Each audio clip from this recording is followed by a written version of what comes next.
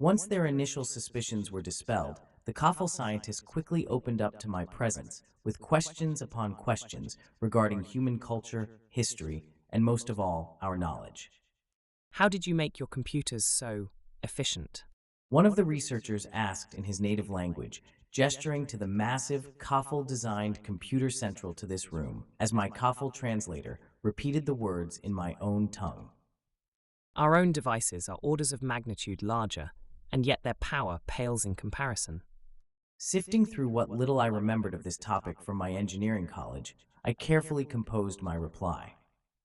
Vacuum tubes were a major limiting factor in our early computers. They're good for some applications, but by and large, we switched to transistors. There are blueprints for them over with the rest. Mr. Malix? Another of the scientists began, calling out to me in pre-rehearsed English before proceeding in, let's just call it Zintrish. We're all very curious about your ship. Would you perhaps be amenable to letting us take a pluck? If you mean dismantling it, I shrugged carelessly, regarding the group with manufactured nonchalance. Go ahead and do what you want with its hull and cryobay, but be careful with the engine. That thing's got a temper. Further considering the necessity of my ship tech, I continued. I don't think you should take apart the main computer just yet. I still might need that. However, my personal laptop is pretty much free to do as you please with. Just let me download a few files onto the main computer, and it's good as yours. The scientists chirped with rapturous excitement upon my response. To me, this seemed like a pretty simple issue. It wasn't like I would be going home anytime soon, and if I did, what would there even be for me back there? Even if the Kafel somehow managed to build a 0.99c, basically the speed of light, vehicle within a few years, by the time I arrived at Earth, it still wouldn't be the planet I remember. Not after nearly 300 years of change. Would anyone even remember me back there? Or would I just be some kind of obscure trivia blurb? Would I even get that? How powerful is your personal computer? He asked near suspiciously.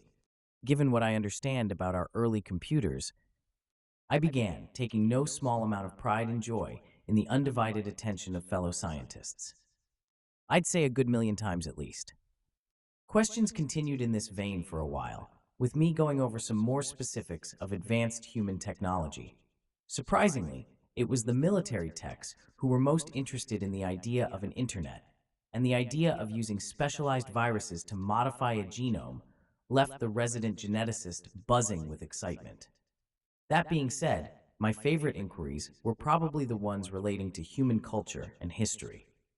What sort of government do your people practice?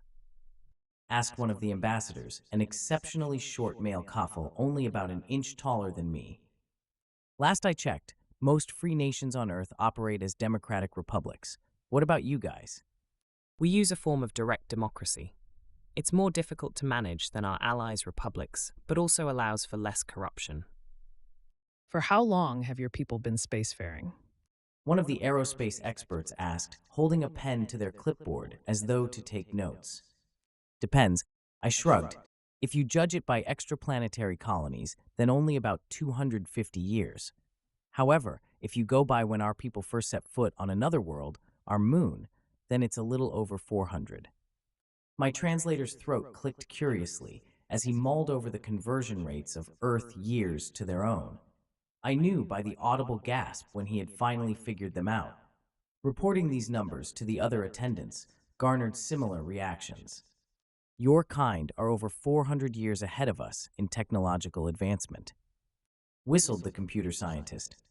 I am deeply curious as to what you've achieved in that time. You and me both, pal. I chuckled wryly, making note of his obvious confusion before continuing on in hopes to address it. I've been in the icebox for almost half of that, and ship's database is still missing the most recent 100 or so years. That being said, I've still got plenty of information to share. We found 2 dislodged canisters of antimatter on your ship. How did your people manage to make that? This question was definitely outside of my expertise. I knew a few things about antimatter as an energy source, but in terms of its actual mechanics, I was rather clueless. I'll check my ship's computer for that one later. For now, please be careful with those. They're specifically designed not to rupture, but if they do, the explosion will make a hydrogen bomb look like a firecracker. Hydrogen bomb, you say? Interjected one of the military techs, predictably perking up upon mention of a bomb. What's that? Well, shit. I hadn't intended to tell them about those for at least a little while, not unless the situation got truly desperate. Unfortunately, my fat fucking mouth had other plans. It's an explosive that can level entire cities, a last resort. I stated, carefully gauging their myriad responses. Fascinating. The military tech nodded. Such destructive capabilities are utterly unheard of to our species. Meanwhile, amongst every other coffle in that room, the overwhelming consensus appeared to be one of abject terror. And who could blame them?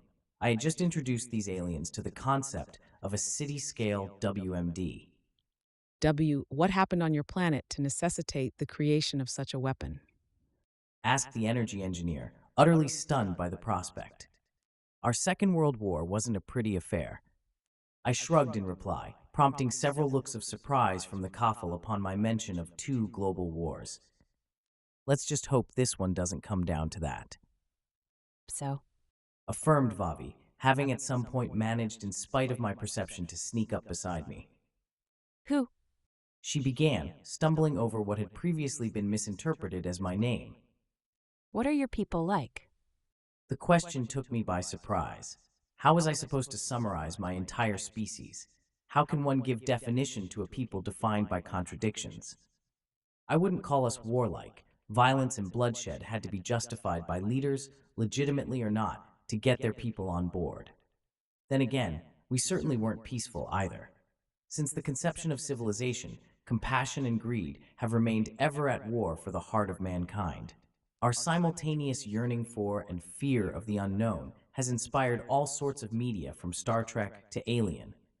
In the end, none of terms could truly describe how humanity as a whole behaved. For a brief moment, I considered defining us in terms of biology and evolution. Even in that field, however, our understanding of how we rock-throwing primates came to be was comically limited. However, it was in the midst of my sifting through hypotheses on human hunting methods that the correct term finally found me.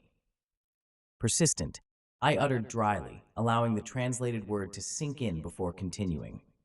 My species practically exists in the bounds of a single question.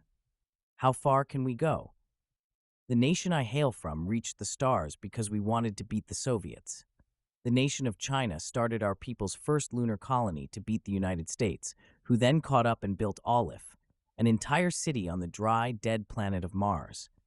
Giving up isn't really in our blood. The Kafel listened intently as I spoke, pleasing the performance portion of my brain with how they hung on every word. And for that we are grateful. The military tech nodded, offering up to me a deferential bow. Before we begin, I began proudly straightening myself and tugging dramatically upon the flaps of my lab coat. I have a question for all of you. The room fell silent with dramatic anticipation as the techs anxiously awaited my inquiry. What I want to know, I started, glancing all about, frankly unnecessarily, to ensure the attention of my new colleagues, is where do we start? Cheers sounded out around me as immediately the individual department heads began discussing amongst themselves the division of my time. So caught up had I been in this fantastical situation that I hadn't even noticed the janitor hanging around with us in the lab.